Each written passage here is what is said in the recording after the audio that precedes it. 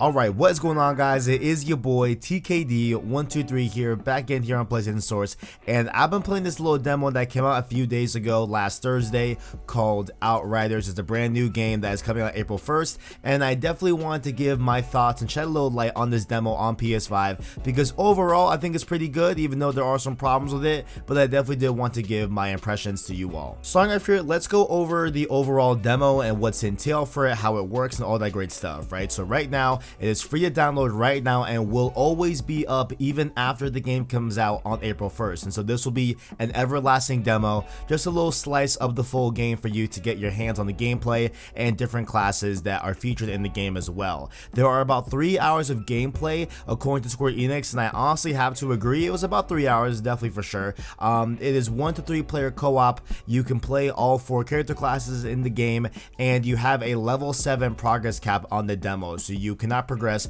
beyond level 7 within the demo, but you can of course in the full game, and you can unlock 4 skills for each individual class, so a total of 16 skills technically to mess around with and play with in the demo. And most importantly as well, the progress that you make in the demo will carry over to the full game, so that's a very good thing here, and I kind of wish more games did this. Like, this is such a very cool way to get a lot of people in. It's not a timed beta, it's an everlasting demo that your progress carries over to the full game. I think it's a great way to get a lot of people invested early on for free. And definitely to give a little context about my impressions right now, I did use the Trickster class and I did complete the entire demo activities in the demo that's offered right now. So just to keep that in mind as we keep it going here, but let's go on to the feel and abilities of Outriders. Okay, this is definitely a Destiny slash Division slash what I imagined Gears of War would feel like if I actually played it. Never played Gears of War, but I do know that People Can Fly,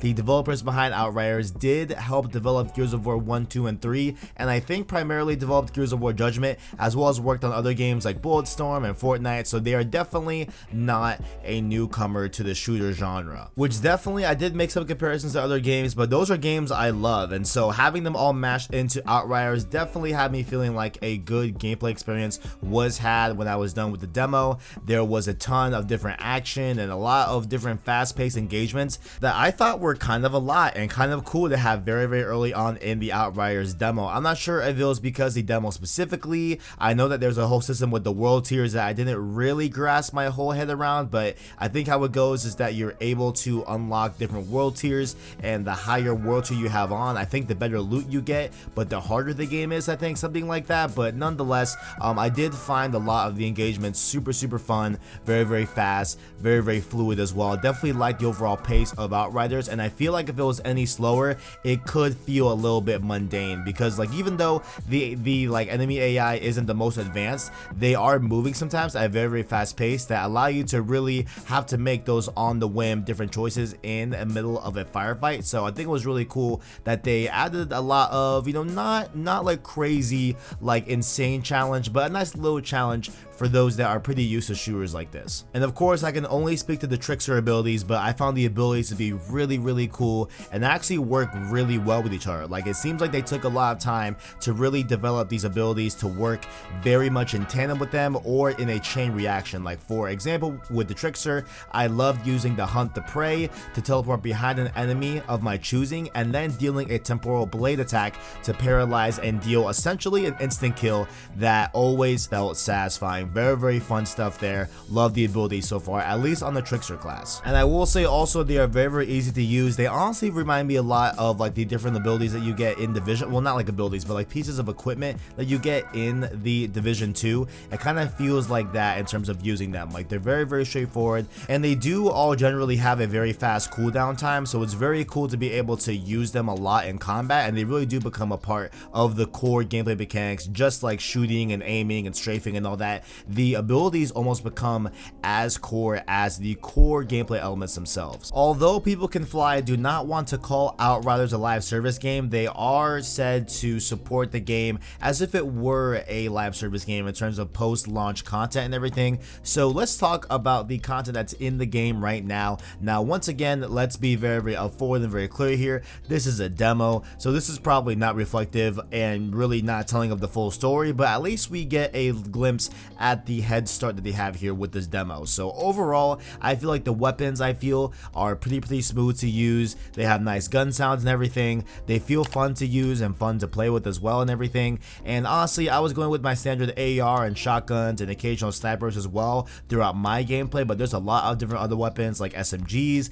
They call like LMGs like dual guns, something like that, even though like that's a weird phrase, but they have LMGs in there as well and stuff like that. The revolver and pistols are very fun to use, and they have unlimited ammo just like Division 2. That way you always have a weapon to fall back on when you're out of ammo. And the loot that you get to be able to suffice different weapons that you find in the game. I know I've seen some like exotic weapons that they've posted to their socials about like different weapons that you can get that are much higher of a tier and everything. And while those weren't exactly in the demo, I do kind of see that they have a pretty good loot pool even early on in the game. Like I was finding really cool shotguns that I was excited to use and everything, that like, you know, not only were just better stats, but they were, you know, different firing weapons and different stuff like that. I found different ARs that, you know, fired slower but had better damage. I found full auto shotguns. I found pump action shotguns and everything. I even found a sniper that had an iron sight as well. So I feel like generally speaking, the game showed that early on it has a very diverse loot pool that has to maybe translate to the full game and to the full experience, that, you know, there will be a lot more different and varied weapons in the loot pool overall. Because I mean, granted, you know, this is a demo, so who knows, right? Like they could have just diversified it for the first few hours of this demo and it may change in the full game, but at least what we got, if it really is what is the full game and just cut out the first 3 hours of the game, it seems like we're gonna have a pretty good loot pool overall. One thing I would wish for as well in this game is that there are different pieces of armor that you can get, right, for your headgear, your chest, your pants, your feet, and all that good stuff. And although I did find different loot for those parts of the body, I do wish that they had a similar system like AC Odyssey, where you can take the stats of one gear set but take the visuals of another gear set and mesh them together, because I was looking kind of crazy in the demo, right? Like I wasn't looking good. I know it's early in the game, so of course they're gonna have their low level loot in the early game, but I hope that, you know, I'll be looking a lot better and a lot cooler later on in the game, because at least the early sets, you know, I was not feeling how I was looking. But of course, you know, with all that being said, right, the Outriders gameplay I will stand by. It's a very fun combat system. The little glimpse that I got of it in the demo, and you can check it out as well, guys, for free. Go ahead, check it out, download for yourself. Let me know what you think about Outriders overall. But for me personally, the loot as well was looking pretty good so far. Not bad yet, you know, not a really sparse and like, you know, lackluster loot pool like Anthem or whatever. It seems to be a pretty good loot system overall, right? But with all that being said, there are some negatives that I have with this game. Okay, starting off here, you've probably already seen this on social media. It's been making the rounds, but Outriders loads its game areas in very awkward and annoying ways, right? So, and I'm talking about when you're going into a new area into the map, you fade to black, you have a cutscene, right? When you're opening a door, you fade to black, you have a cutscene, right? And that cutscene ends with a fade to black and then you going into the game finally, right? There's even some I've seen where you fade to black, load a cutscene, fade to black, a literal loading screen, fade to black, and then you're back into the game. Like, there's just a lot of loading in this game that definitely feels like a PS4 game, but I'm on the PS5, you know what I'm saying? Like you know, like I should be having the SSD. Like, what's the problem here? You know what I'm saying? But you know, maybe the demo is working off the PS4 code, I don't know. But you know, they do have an answer for that, which they have said that the cutscenes were added by the requests of playtesters that were saying that they felt a little bit disoriented when they would just teleport to a new area in the game. So they added these different cutscenes to give a little context of what the player was doing as it's loading different areas, and I get that. But there's even loading when you go into the inventory, like when you're putting on a new armor or you're putting on a new weapon, there is a little fade to black there too, and you load into the actual inventory. Like, man, like this game loads a lot, you know, it loads a lot. And the cutscenes, like even the better looking cutscenes, like even the ones that are for story delivery and all that, even they have this really weird camera wobble as well that looks like, you know, someone is like in the room shooting off a handy cam and stuff like that to, I guess, make it feel like a more grounded type of, you know, story where they are trying to simulate you being there as well, I think is what the overall direction is there. Maybe, I don't know. I know a lot of games do that camera wobble, and in other games, you know, it's pretty easy to just turn it off in settings, but here in the demo at least, there are no settings to turn that off. So definitely did not like that camera wobble. And speaking of settings that you can't turn off, every time you sprint, there is this very aggressive radial motion blur on the screen that I cannot stand. Like, I hate motion blur in my games. Y'all probably know that. If you don't, now you know. I hate motion blur so much, and this game has so much of it that I did power through it and just get used to it overall, but I hate motion blur. So hopefully you can turn off in the final game, but I definitely do not want motion blur in Outriders. And I'm not saying I'm not gonna play the game if it has motion blur, but that is gonna be something that is gonna be something that I'm gonna have to work through, honestly. You know what I'm saying? Like, I don't like motion blur in my games. And the story narrative, right, like, it's pretty cool,